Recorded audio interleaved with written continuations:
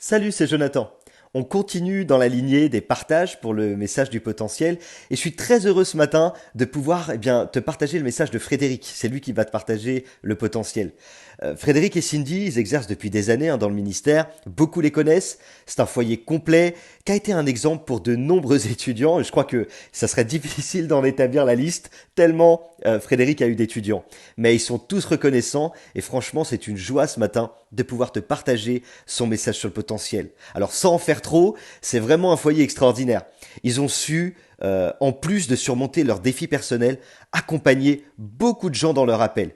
Aujourd'hui particulièrement, ils se consacrent à aider aussi des ministères en difficulté. Ils ont à cœur de pousser des couples à entrer aussi et à progresser dans leur service pour Dieu.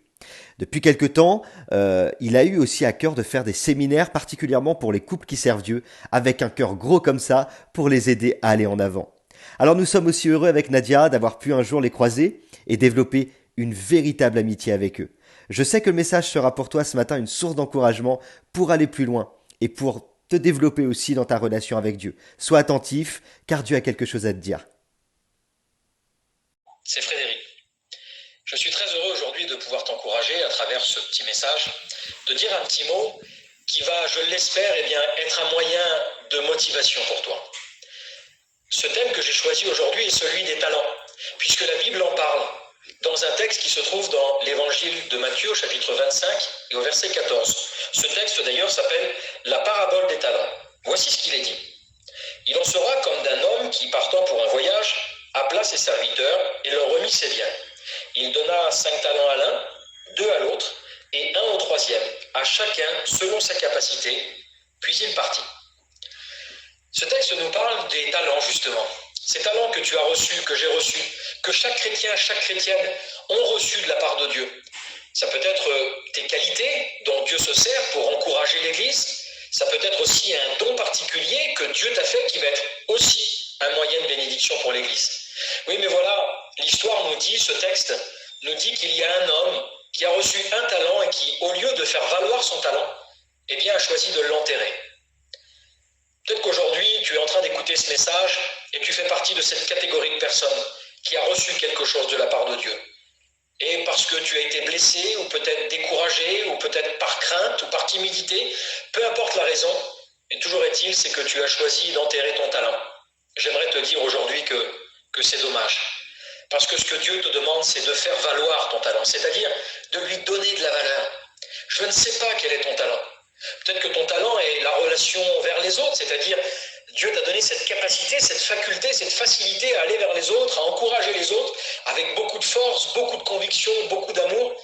Et puis, parce que tu as été découragé, tu as décidé de ne plus le faire. Peut-être que ton talent, justement, est celui aussi de la prédication. Tu es un serviteur de Dieu et tu prêches aujourd'hui peut-être de moins en moins, voire plus du tout. Tu as peut-être même décidé d'enterrer ton talent. Laisse-moi te dire que dès aujourd'hui, Dieu te demande et Dieu t'appelle à faire valoir ton talent. Peut-être que ton talent est celui du chant. Pourquoi je te dis ça? Parce que nous avons vécu une expérience cet été en mission avec une jeune sœur qui, je l'ai appris un peu tard, mais savait chanter. Et je suis allé vers elle le soir pour préparer le programme et je lui ai demandé si elle voulait participer au programme. Je lui ai dit, tu veux chanter ce soir à la réunion? Elle m'a dit, non, je préfère pas. Pourquoi? Parce que mon mari dit que je chante faux. Son mari était là, je dis, c'est vrai? T'as dit ça à ta femme? Elle dit, tu sais, Frédéric, il y en a tellement qui chantent mieux qu'elle. Je dis, c'est pas parce qu'il y en a qui chantent mieux qu'elle ne chante pas bien et qu'elle ne chante pas pour Dieu. Ma sœur, est-ce que toi tu veux chanter ce soir? Oui, je voudrais bien. Alors je dis, tu vas chanter.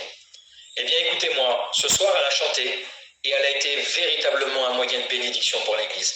Et à chaque fois qu'elle a eu l'occasion de chanter, à chaque fois, elle nous a bénis. Alors si tu chantes, ne t'arrête pas de chanter. Continue à faire valoir ce que Dieu t'a donné. Laisse-moi te donner 2 petits conseils, si tu me le permets. Le premier est de croire que Dieu t'a confié un talent. Croire que tu as reçu quelque chose. Ne laisse personne te dire le contraire. C'est quelque chose d'important parce que lorsque Dieu donne quelque chose, il ne le reprend jamais. Le deuxième conseil, c'est justement de faire valoir ce que tu as reçu. Parce que de croire que tu as reçu un talent, c'est bien. Mais si tu l'enterres, ça ne servira à rien. Tu dois croire que tu l'as reçu et surtout, tu dois le faire valoir, c'est-à-dire lui donner de la valeur. Quel que soit le talent que Dieu t'a confié, fais-le valoir n'attends pas. Dès aujourd'hui, commence dès aujourd'hui. Laisse-moi te dire, décide dès aujourd'hui à faire valoir ton talent. Et crois-moi que pour ça aussi, Dieu a mis son potentiel en toi.